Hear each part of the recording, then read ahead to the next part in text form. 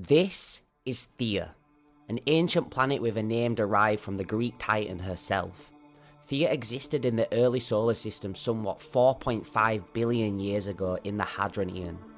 Theorized to have a diameter of 6,102 kilometers, which would be the distance between Egypt and China, this monstrous wrecking ball, supported by the gravitational perturbations coming from Venus, is heading slowly towards another planet.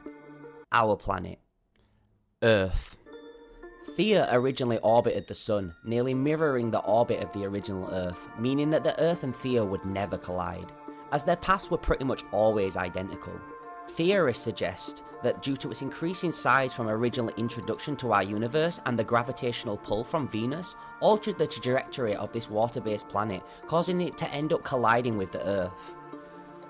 When it collided with the Earth, the planet was travelling at an impressive speed of 8,900 miles per hour, roughly 13 times faster than the current outright land speed record.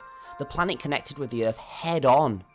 Theia is instantly destroyed, with the majority of its matter scattering and combining with the Earth's crust, with chunks of matter dissipating into our solar system, being influenced now by a huge new array of gravitational pulls. This is what certain theorists believe to be how comets were formed, and how they travel at such amazing speeds throughout our universe. The slingshot effect also supports this claim, as when this initial explosion of rock and matter forced itself away from our planet, it's possible that chunks of matter are ejected at certain speeds and trajectories, forcing them into the widest range of our galaxies. If the object hits the outer edges of a planet's atmosphere at a certain speed and trajectory, the object can be propelled at a much greater speed, allowing it to travel deeper into the observable universe.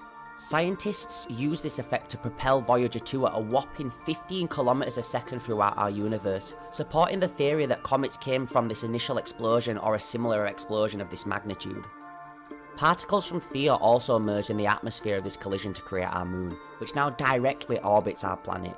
Samples from the moon suggest that it, at some point in its lifetime, was molten down to almost its centre, meaning that only something with the energy as big as this theory suggests would be able to create such a change in our universe. The moon is what this theory suggests to be a remnant of what Theia used to be, and now shines in our skies every night so we remember where we came from.